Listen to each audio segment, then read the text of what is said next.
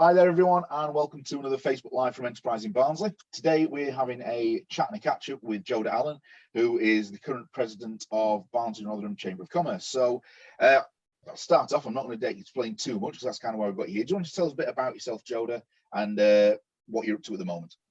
Yeah, definitely. So I'm director of visualized video production. So we make corporate videos, we make TV commercials and animations.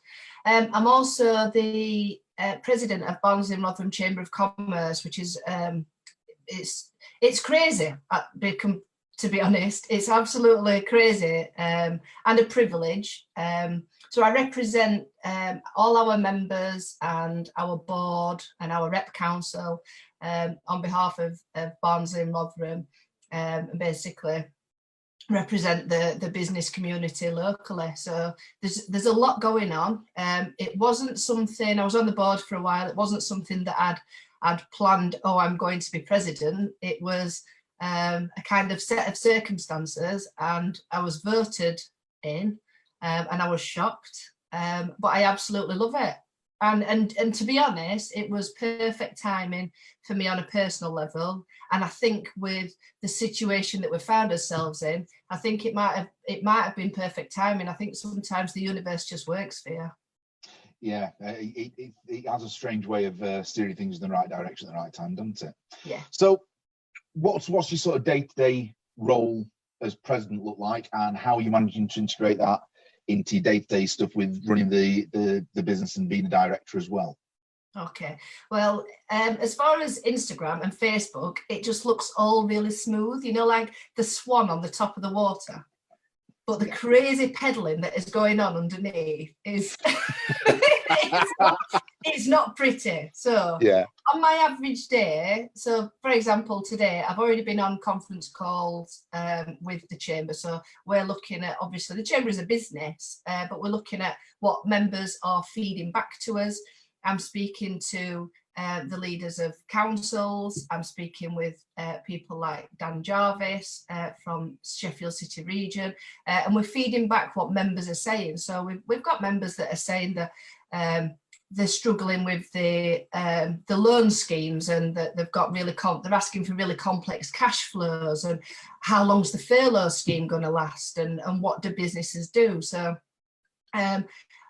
as far as my role as president, I'm taking a lot of calls, a lot of conference calls, but it's really about taking all that information and passing that on, because we've got an amazing platform into our local MPs. We feed information back to the British Chambers of Commerce, to a lovely guy called Adam Marshall. He feeds that directly into government. So he sits with people at Westminster, at the Treasury, and just feeds that information back. So that's what I do day to day as president. Mm-hmm. Whilst I'm doing that, I'm also delivering adverts to television. So I buy media on behalf of my clients. So if a client wants to go out on ITV or Channel 4 or Sky, we'll buy that media, we edit different versions of adverts, and then we send them all out. So that's really simple to do, because it's everything that we need to do on a computer, so we don't need to be out anywhere. Okay, that's good then. Yeah, and it means that I can keep running the business. The only downside at the moment to business with the situation is we have a lot of events. So we offer workshops, we offer training. A lot of those are through Eventbrite, and obviously we can't have rooms full of people, and we can't go out filming lots of people. So even things like Emmerdale and Coronation Street and stuff like that, I've had to stop filming because you can't social distance really. So that kind of things has dropped off, but thankfully, because so many people are seeing the value in television, we're now sending a lot of stuff onto TV. And so I'm juggling that whilst my 1-year-old is generally in on every conference call. You feel like such a bad parent. You feel like with a toddler is one in 2 weeks is two, sorry, in 2 weeks. Okay. And so you never feel like you're giving your child 100% or that you're giving work 100%.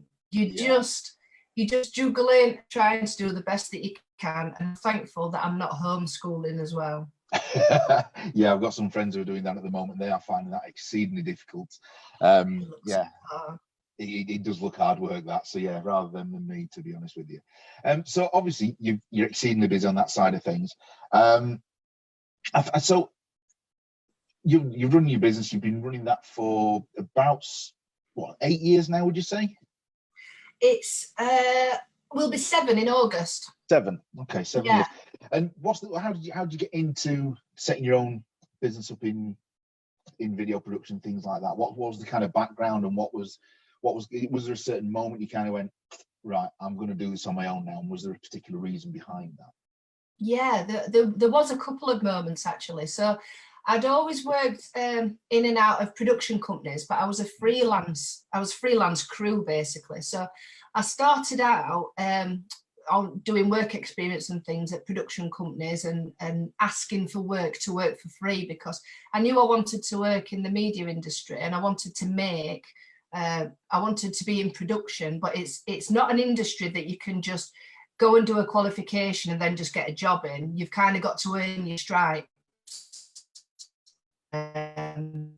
So I'm in different production companies, working freelance. I was freelance editing all the time. I've always edited video editing, and then I moved into being a rigger, and that was really interesting. So that gave me the opportunity to spend time all over Europe, and we used to rig for things like British superbikes, GT cars, basically live sports broadcasting. That's what we specialised in.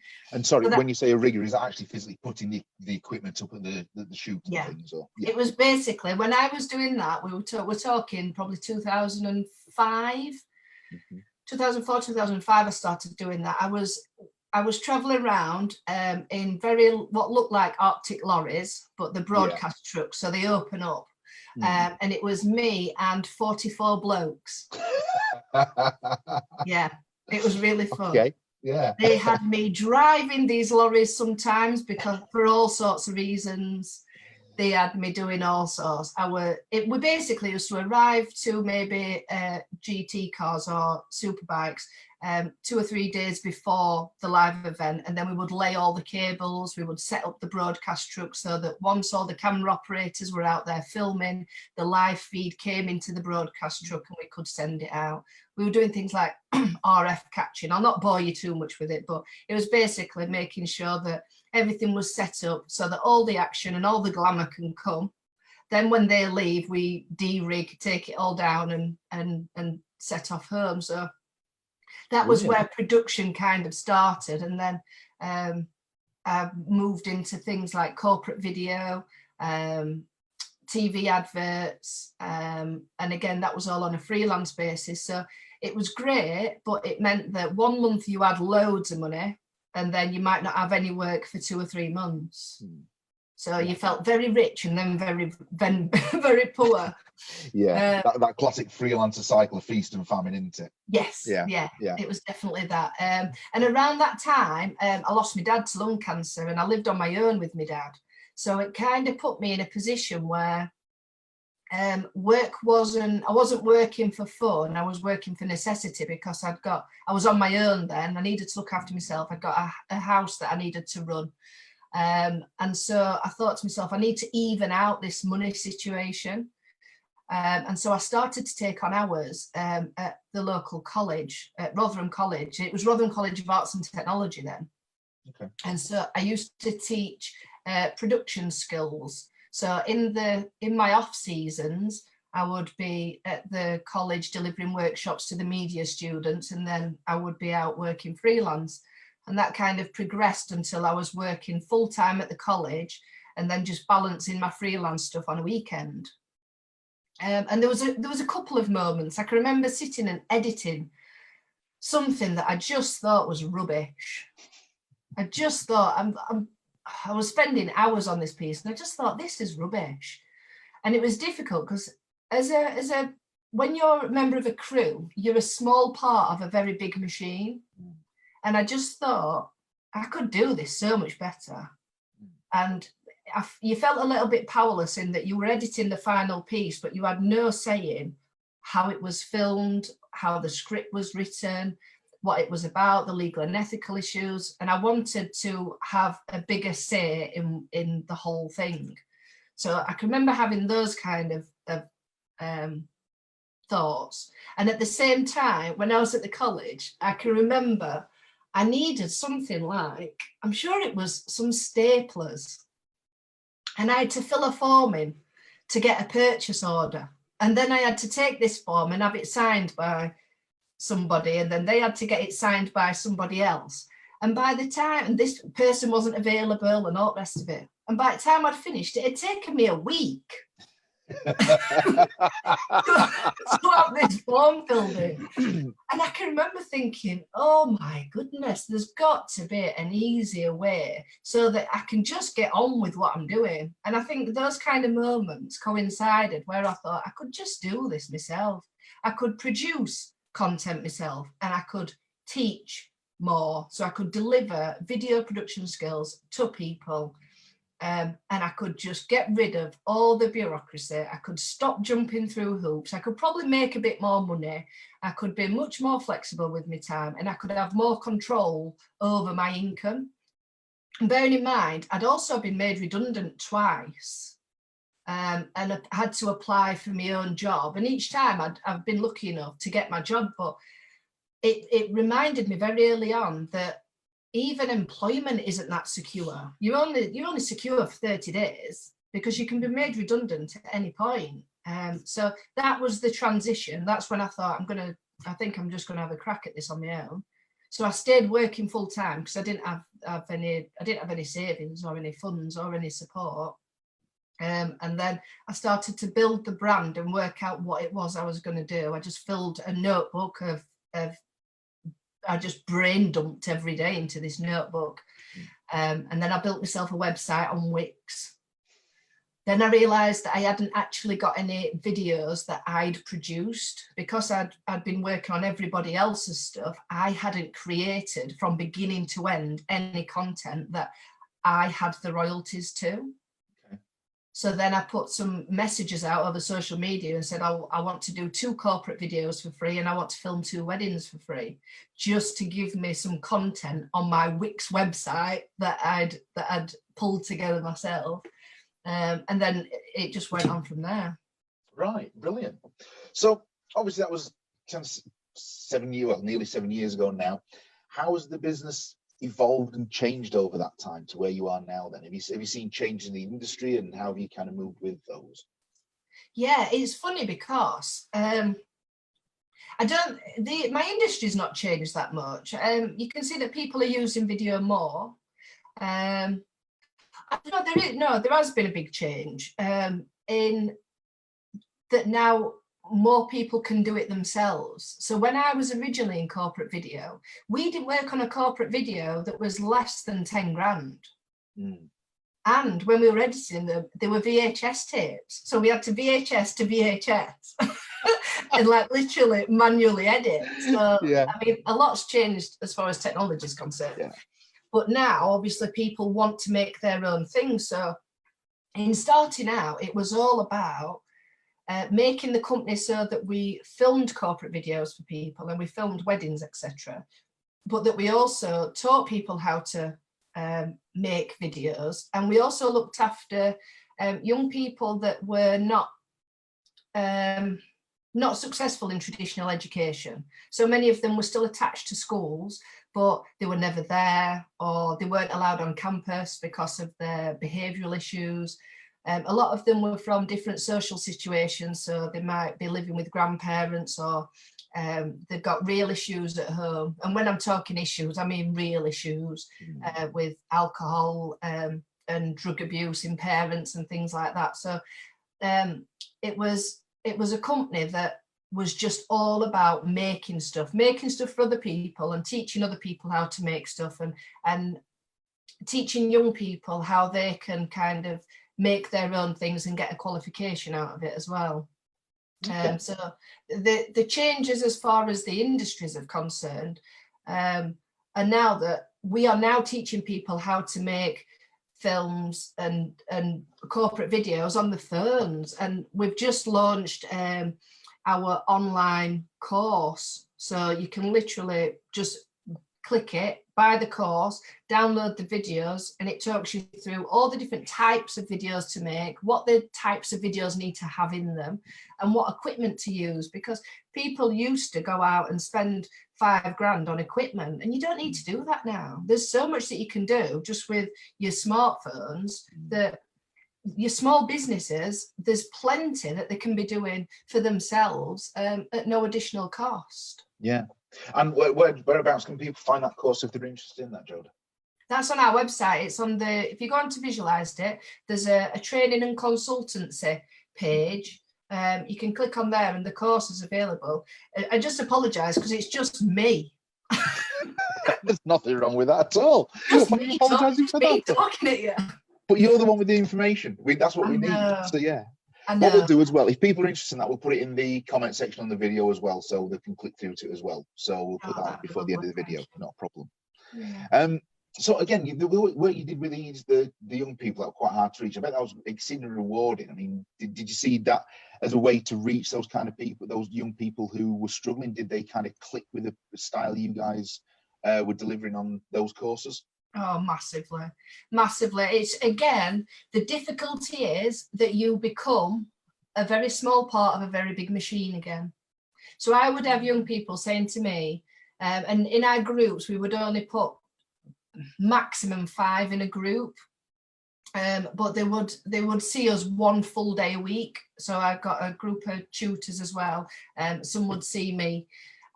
Your hardest to handle would normally have me. But they would say things like, you're the only person that I see as far as the same face every week. Wow. Yeah, and you get things like teachers would call and they'd sometimes come in and see the students and they'd say, oh, well, I'm going to have a word with him because he's been late and he shouldn't be late. And I have to remind people and say, that young man doesn't have a parent at home. He's a teenager. He doesn't have somebody to wash his clothes. He doesn't have somebody to make sure he's eating properly. He doesn't have someone to get him out of bed. And he lives in like a kind of, not a hostel, but it's like, this guy was in like a house share. So they give them the opportunity to live independently, but it means that you're living in a house often with other people that are in the same circumstance. So his house was just chaos at 4 o'clock in the morning. And he'd come in late, but he'd come in and he'd say, oh, Joada, I'm right sorry I'm late. But everyone were up till 5 o'clock and I overslept. But at the end of the day, he turned up. He didn't, you were late. And I'd say, listen, pop downstairs, get yourself a coffee. And then when you're ready, jump in. When everyone's on a break, we'll catch you up. You just have to be understanding of people's situations and that your normal isn't everybody else's normal. But some of them went on, I mean, we've got a student still that left us probably 3 years ago, and she's still she's now at RNN in Rotherham. Okay. And she's doing amazingly. She only went on to level 2. She did that. She did level 3, and she's flying. Brilliant. I mean, that's fantastic. I mean, that's going to be so rewarding for that side of things. And it's really interesting that you've got such a diverse portfolio within your business. It's not just the business, the video production, it's the teaching and education side of it as well. So it's having that diverse portfolio that kind of gives a bit more resilience in difficult times as well. So talking about, couldn't really do any sort of interview with anyone at the moment without mentioning the C word of COVID. So how would the chamber working? You've mentioned kind of things with the you've gone. I just said and then it stopped. You've frozen.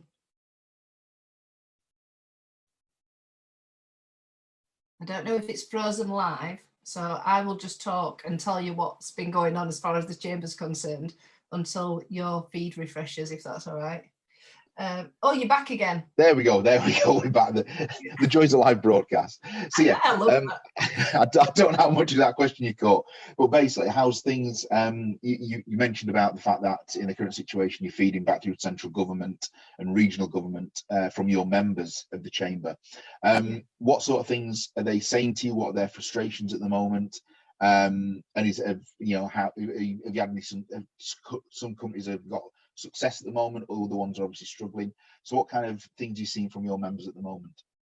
A range of things actually. So as far as the concerns that are coming through is generally about the lending, because they keep saying about the lending loan schemes, but The CBILS, the construction loan scheme, yeah, they're a bit of a farce at the minute, and until we see some better behaviour with banks, then they're not that useful. It's worth obviously applying. It depends what you're putting forward, but they're very complex cash flows that are kind of based on we don't know situation, and people don't know how long this is going to last. And businesses are starting to feel a bit like we're being treated like children. And nobody's expecting a exit strategy to come out, but I'm not so sure as to why we can't understand in what order sectors would start moving. Somebody was mentioning this morning that Spain have published their absolute breakdown as far as what they're doing, and it looks very optimistic, but at least it's interesting to see what sectors are going to be doing what. And obviously they're saying things like restaurants and things will open at 33% capacity, so it's an interesting read. Yeah.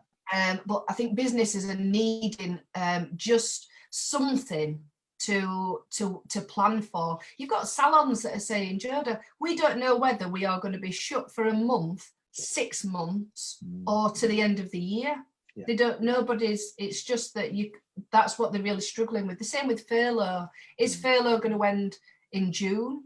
If so, then there's a chance that there's going to be quite a lot of redundancies because nobody's got stuff in their pipeline. And then you've got other businesses which are quite interesting. So I was speaking to 2 training companies. So one training company that's seeing a very low uptake and another training company that's having lots and lots of business. But when we were trying to differentiate the two, the one that's doing very, very well is the one that does accredited training. Okay. So, yeah, but you can imagine that, because if people are worrying about redundancies, then accredited training holds that little bit more weight. So if people are furloughed and they're thinking, I'm not going to have a job in the next few months, then you can see why they would be taking up online training for accreditation. So yeah, in some businesses, you're seeing a complete drop off.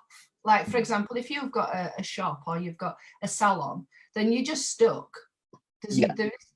You can do lots of tips and things online, but you can't do virtual haircuts for people, as we both know. Because yeah, I was going to say, look at this wonderful mullet coming on. That's it. I think we're all ready for a haircut. So yeah, it's just a frustration. I think we would like to be just given a little bit of a heads up as far as how recovery would go in sectors. I don't think anyone's wanting a date, but that's the kind of stuff that's coming through. And then you've got some industries, for example, we've also got a manufacturing company that manufactures tankers. Now that's doing really well because people like Yorkshire Water and other companies need more tankers, and there's chemicals being transported up and down the country. But at the same time, you've also then got supply chains that aren't there. Yeah. So some bits of kit are needed from Italy and you can't get hold of them. The same with haulage. When China stopped exporting, there was a massive drop for the haulage, but then all of a sudden now we're getting a bit more export through, then the haulage is picking up. So it's like this for everybody. And I think the Chamber is just that kind of solid support network where if people aren't sure, they can phone, they can email, and there's lots of really useful webinars that are out asking the questions. They can do questions and answers, and I just think it's really important that we're always thinking about people's mental health, because business brings on so much pressure, and people they're alone. They may not be lonely, but they're alone in their thinking sometimes. So being able to pick the phone up and have those conversations when you think that your livelihood is on the line and your mortgages and things like that, it's important that you've got someone there solid to pick the phone up and have a conversation to. Same as Enterprise in Barnsley. Yeah, I mean, I agree 100% with that. I mean, a lot of the time, I mean, as you say, somebody to sound off against is such a useful thing. And, you know, it's one of those where I think we are starting, everyone has to work together in the current situation. I mean, we've always worked closely as a chamber and enterprise in Barnsley as well between ourselves, but we have also got the survey that's out at the moment. So we'll put a link to that in the description as well, or in the comment section. So that's not just for members of the Chamber of Commerce, that's for any business anywhere in Barnes. If you can fill that information in, because again, if you give us that information, we can then use that to then influence the conversation us as enterprise in Barnsley are having, and also the Chamber of Commerce are having, with the people that are making policy decisions. So as I say, we'll be feeding it through our channels to regional and central government, same with the Chamber of Commerce. So if you can take 5 minutes and fill that survey, it'd be massively appreciated. The more people get information on there, the better. And feel free to share it out. The more, as I say, the more business people and businesses in Barnes that fill that in, the more information we can go with, and we've got a much better picture of what's happening at the moment. Definitely, it's really useful. But I'll be honest, enterprise in Barnsley, throughout my six and a half years, enterprise in Barnsley and the Chamber have just been absolutely phenomenal for me. Thank you. Thank you. And I'm not even paid to say that. I'm not, but I just. I'll buy you a beer next time we see you. I do think, and it's not just because of things like the workshops and things that are provided, but I think sometimes it's just the personalities that are there, because the amount of times I've knocked on the door of Enterprise in Barnsley randomly because something's happened, and I'm like, oh, does anyone know what do I do about this? Or when I first started hiring people, and I said, I ain't got any HR policies. And then I found out once I was hiring people that I think once I got above 5 staff, my health and safety then changed. And I'm like, knocking at the door, I think I need to do some more health and safety stuff. And then pensions. I remember my accountant saying to me, Joada, we need to look at pensions, because after you've got so many staff again, and there was a time for pensions to come in. And that was all just knocking on the door, just being able to have that conversation with somebody.